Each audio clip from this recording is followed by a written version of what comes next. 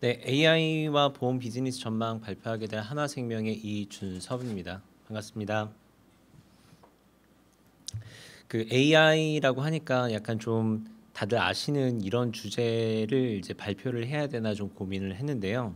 오늘 발표에서는 사실 이 부분들은 당연히 잘 해야 될 것이라고 보고 메인 내용으로 사실 담지는 않겠습니다. 그래서 오늘은 어떤 내용을 좀 할 거냐면 기술 트렌드에 대해서 이게 흘러갈 때마다 보험이나 금융사에서 굉장히 이런 키워드들이 많이 나오는 것 같아요.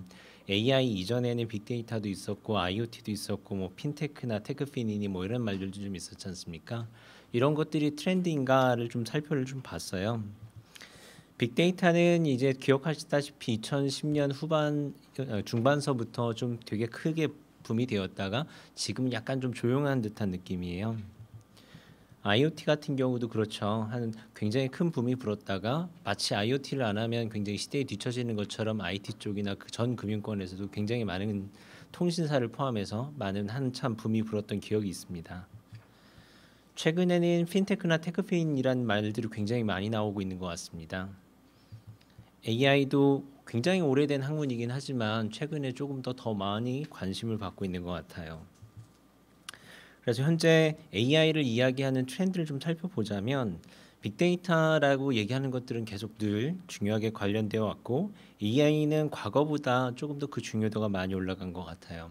그다음 이어서 핀테크나 테크페인이라는 부분들이 계속 좀 따라오고 있는 형태인 것 같습니다. 그래서 저희가 보험업을 얘기하고 있는데 왜 AI를 얘기하지? 이게 트렌드라서 그러니까 여러분들 그 AI라고 했을 때 최근 한 몇 년 동안 CES나 이런 데서 스마트 홈이니 스마트 TV니 혹은 스마트 AI 스피커니 이런 말 굉장히 많이 들으셨죠. 근데 이걸 일상생활에서 많이 사용하고들 계신가요? 뭐 네이버도 만들고 카카오도 만들고 저희가 알고 있는 SKT, KT도 AI 스피커 만들어서 쭉 돌렸는데 그거 가지고 누가 시장을 굉장히 잘 이끌고 있거나 이런 얘기를 들어본 적은 좀 없는 것 같아요. 그리고 이런 스마트 홈이라는 거는 거의 한 10년 된 얘긴데 여러분들 집에 가서 스마트폰으로 TV를 제어하거나 에어컨을 제어하거나 혹은 창문을 여는데 쓰시거나 그런가요?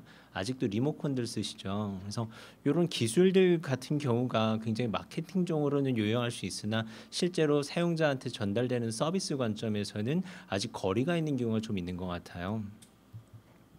그래서 AI는 사실 그걸 보자면 그냥 단순한 기술입니다. 뭐 로봇 수술에도 쓰고 질병 예측에도 많이 쓰고 사물 인식이나 이런 데도 많이 쓰면서 지금 다양한 영역으로 확장되고 있죠.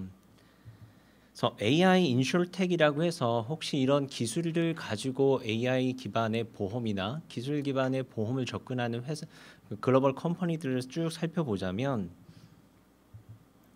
주로는 한 북미가 이끌고 있고 대부분이 다 헬스케어 관련된 것들입니다. 그리고 현재 그 상태를 보자면 대부분 시리즈 A 정도 와 있어요. 시리즈 A에 있다는 얘기는 어느 정도 사업이 인정되었고 한 2, 3년 내로는 시리즈 B 혹은 4, 5년 내로는 상장까지 간다는 얘기죠. 즉 기술에서 시작을 했지만 4, 5년 내에는 이런 애들이 누군가는 상장을 해서 글로벌 비즈니스를 할 것이다라는 얘기입니다. 그래서 그런 기업들이 어떤 부분에 집중하고 있냐 살펴보면은 아직도 많은 부분들은 유저의 센트릭 즉 커스터머의 UX를 개선하는 데 집중을 하고 있습니다.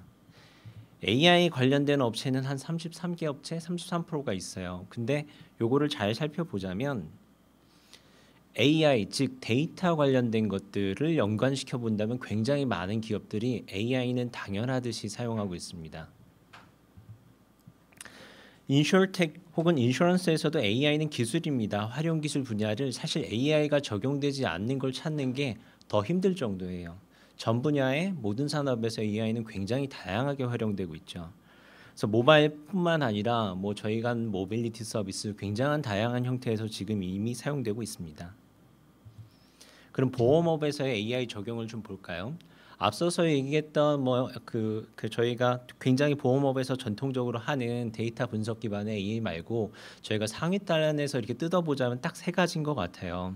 동적으로 판단하는 것, 개인화된 경험을 제공하는 것, 빠른 의사결정을 지원하는 것.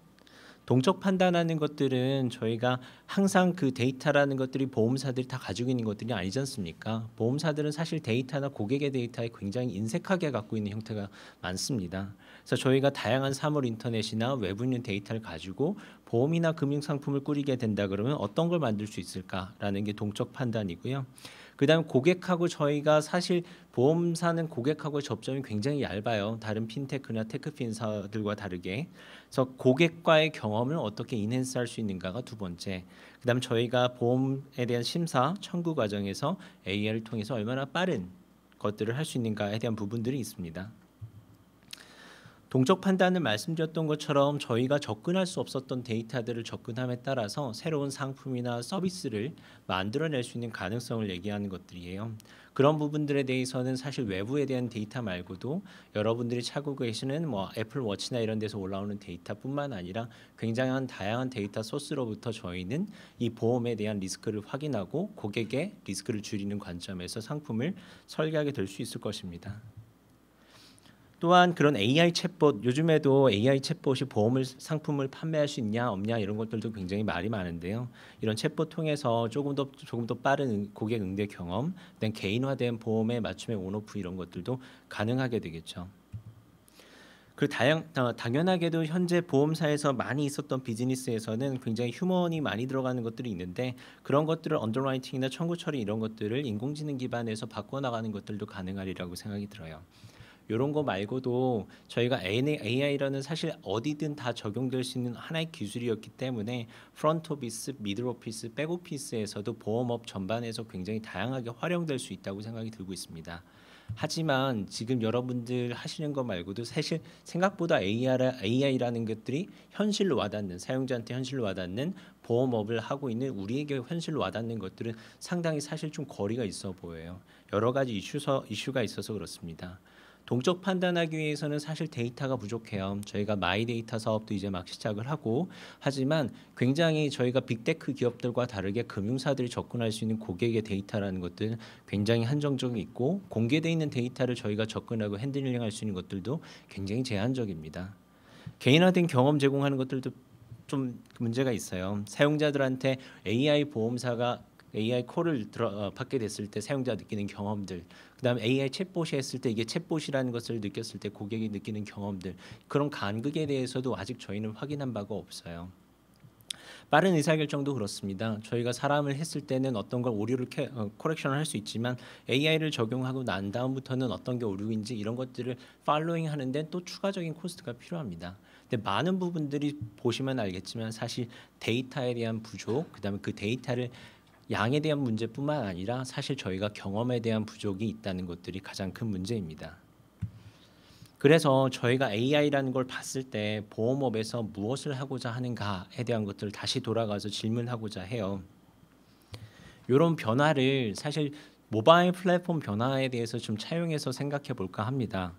과거에 여러분들 피처폰 쓰실 때 지금처럼 아이폰이나 이런 걸 쓰시지 않고 LG나 삼성이나 다양한 스마트폰이 나왔을 때 다양한 피처폰이 있었을 때 굉장히 많은 폰 제조사가 있었잖아요. 통신사도 정말 다양한 서비스를 많이 내놨고 기억도 하지 못하겠지만 노키아 뭐 이런 글로벌에 있는 기업들도 굉장히 많았습니다.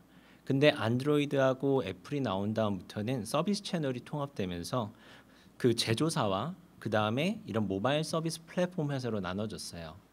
안드로이드 구글이 나왔을 때 혹은 애플이 나왔을 때 삼성에서도 독자적인 앱 생태계를 가져가려고 OS를 만들고 했었습니다.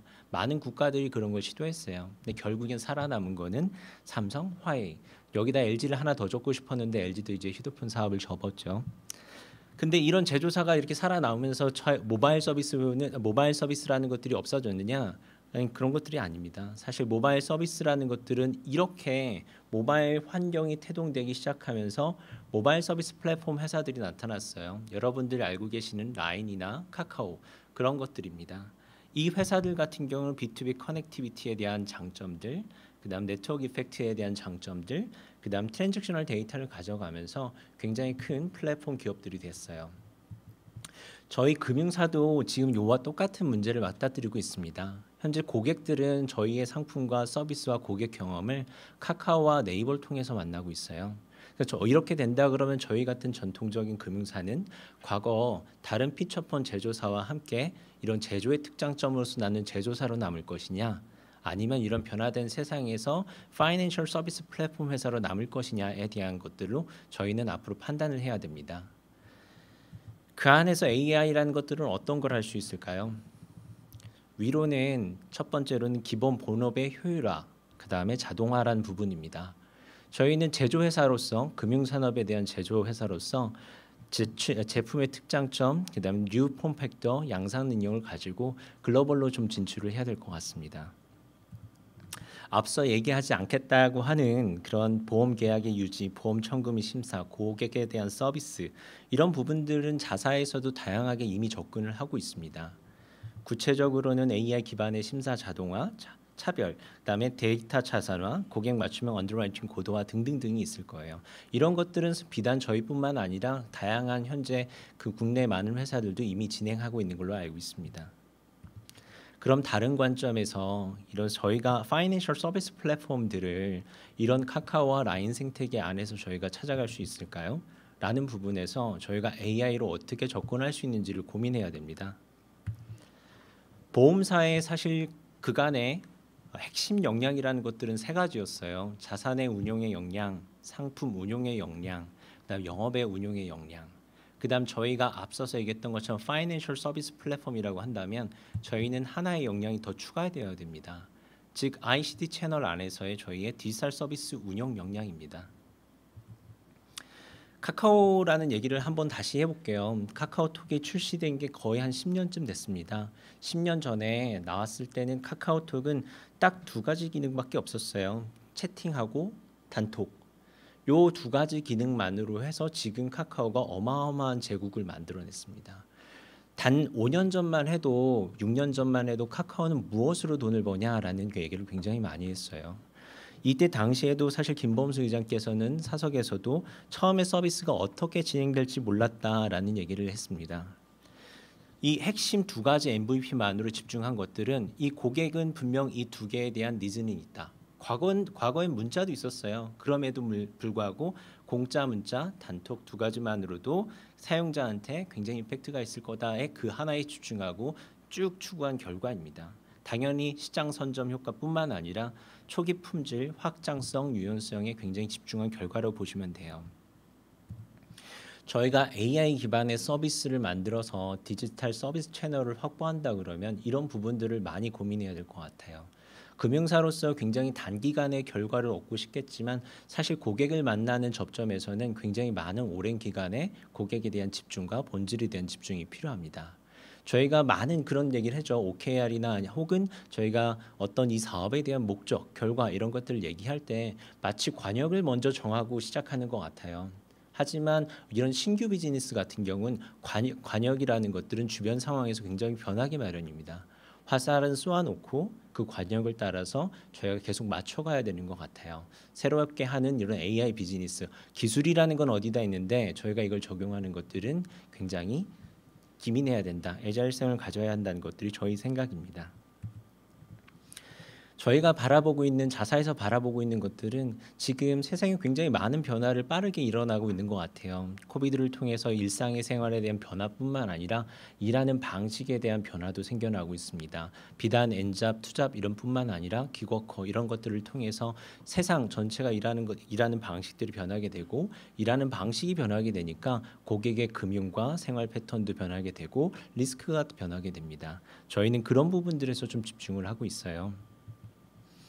그러면 AI라고 하지만 결국엔 데이터를 얘기합니다. 그 데이터 기반에 우리는 어떤 서비스적 관점에서 어떻게 시작할 것인가가 남는 질문인 것 같아요. 먼저 저희 금융사, 특히 보험사의 현재와 미래를 좀 직시해 볼까요? 보험 가입률은 이미 포화 상태입니다. 초의 보험료는 줄어들고 있고요. 나이가 어릴수록 저희 보험 가입률은 감소하고 있습니다. 왜 그럴까요? 사실 보험의 트렌드에 대한 문제입니다. 사실 일하는 방식과 생활하는 방식이 변했기 때문에 그들에게는 그 고객들에게는 이미 보험이라는 것들이 과거와 다른 형태의 경험을 필요하게 됐습니다. 이제 일하기도 바쁜데 나 벌 수 있는 돈도 제약적인데 내가 어떻게 미래를 생각하나? 나는 혼자 살 건데 1인 가족인데 아이가 없는데 나한테 필요한 보험들이 이런 게 가족형 보험이 맞나? 라는 것들이 계속 얘기가 되고 있어요. 그렇기 때문에 전통 금융사보다 빅테크 기업들이 굉장히 높은 밸류에이션을 받고 있습니다. 얼마 되지 않은 토스가 아쉽게도 하나생명보다 훨씬 지금 가치가 높아요. 아마도 여러분들이 가신 회사보다 더욱더 그럴 것 같습니다. 카카오뱅크도 굉장히 높은 밸류에이션을 지금 이뤄내고 있고 지금은 이거보다 훨씬 더 높은 밸류에이션을 받고 있습니다. 고객도 굉장히 빠른 시간에 1,000만을 넘겼어요. 저희가 보험사에서 가장 중요한 4차, B차, 2차보다 앞으로 보험사에 대해서 중요한 것들은 어떤 걸까요? 저는 고객수라고 생각합니다. 왜냐하면 이런 고객수가 높은 것 때문에 전통 금융사보다도 이런 빅테크 기업들이 굉장히 높은 기업 가치를 인정을 받고 있어요. 이런 고객 기반으로 앞으로 다양한 사업을 확장할 수 있을 거라는 것들을 이미 카카오와 네이버와 그다음 라인을 통해서 봤기 때문이죠. 이 고객 기반이 넓어진다는 것은 결국에는 데이터를 확보하게 된다는 얘기입니다. 그 다음에 이런 게 미래 성장의 토대가 된다는 것들은 데이터로 저희가 새로운 서비스 디자인, 즉 AI로 활용할 것들이 많이 늘어난다는 얘기고요. 그리고 이런 것들이 곧 미래 가치로 이어진다는 것들이 보험이 추구자 하는 저희 본질적인 목적인 라이프 인행싱 서비스가 가능해진다는 얘기입니다. 기존의 보험사에서 바라봤던 고객들은 대면 영업 중심이었어요. 그 다음에 손익 중심이었고, 그 다음에 보험에 대한 수익률을 얘기했지 이런 서비스 관점에서 접근하지 못했습니다. 저희가 AI를 바라볼 땐 혹은 비단 AI뿐만 아니라 이런 ICT 서비스로 바라볼 때는 어떻게 고객과 디지털 채널을 통해서 저희가 잘 만날 것인가에 대한 문제, 고객의 만족도를 저희가 어떻게 높여갈 거에 대한 문제, 그 다음에 서비스와 고객 경험을 어떻게 높여갈 거에 대한 문제에 집중하게 될 것 같아요. 네, 다양한 질문들이 나오죠. 보험사가 과연 이런 것들을 할 수가 있나? 라는 문제에 직면할 겁니다. 저희가 데이터를 확보를 통한 고객의 이해는 거창하게 크게 할 필요는 없는 것 같아요. 작더라도 고객을 먼저 만나는 게 중요한 것 같습니다. 하나생명은 작년 11월에 보험금을 포인트로서 지급하는 것들을 혁신금융 서비스로 신청을 해서 지정을 했습니다. 저희가 시도해보고 싶었던 것들은 이거예요. 전통 보험 영역의 틀에서 벗어나 고객 니즈를 해결하고 그다음에 현명한 소비 기회 제공으로 삶을 더 풍요롭게 하는 금융이라는 문제를 한번 풀어보자라는 것이었습니다. 그래서 고객의 저축형 보험 중에 구독형 저축형 보험으로서 나오는 것 중에 중도보험금이나 만기 보험금을 포인트로 지급하고 그걸 고객이 원하는 더 현금보다 더 높은 혜택으로 가져갈 수 있는 구조를 만들어 준다면 우리가 고객의 생활 패턴을 조금 더 잘 이해할 수 있지 않을까라는 부분들입니다. 더 자세하게 말씀드리자면은 저희가 봤던 이런 고객의 기존에는 고객은 청약을 하고 만기까지 보험의 혜택이라는 걸 알 수가 없었어요. 그렇기 때문에 MZ세대는 보험이라는 것들은 굉장히 나가는 부가적이라는 것들이 되고 이 만기 시 혹은 자기 리스크 발현 시까지는 이거에 대한 가치를 모르는 것들이 좀 있습니다. 근데 요즘에는 구독 서비스나 이런 것들이 MZ세대는 굉장히 익숙해요. 그들에게 저희는 이런 고객에 대한 혜택을 중간중간 지급하면서 데이터를 확보하게 될 수 있고요. 이런 데이터를 확보해 본다면 저희는 보험 상품의 혜택과 개선, 그들의 데이터 기반으로 새로운 서비스를 만들어낼 수가 있습니다. 저희가 바라보는 AI는 바로 그 지점에 있습니다. 저희가 말씀드렸던 플랫폼의 변화에서 저희는 당연히 제조사에서 역량으로서 크게 강조해서 살아남을 것이고 이 변화된 세상 안에서도 저희는 파이널 서비스 플랫폼에 집중해서 살아남을 것입니다. 그 안에서 저희가 하는 AI라는 기술들은 굉장한 다양한 역할들을 할 것이고 그 이면에는 데이터 확보와 고객의 본질, 즉 서비스에 집중해 있다고 생각하고 있습니다. 이상입니다.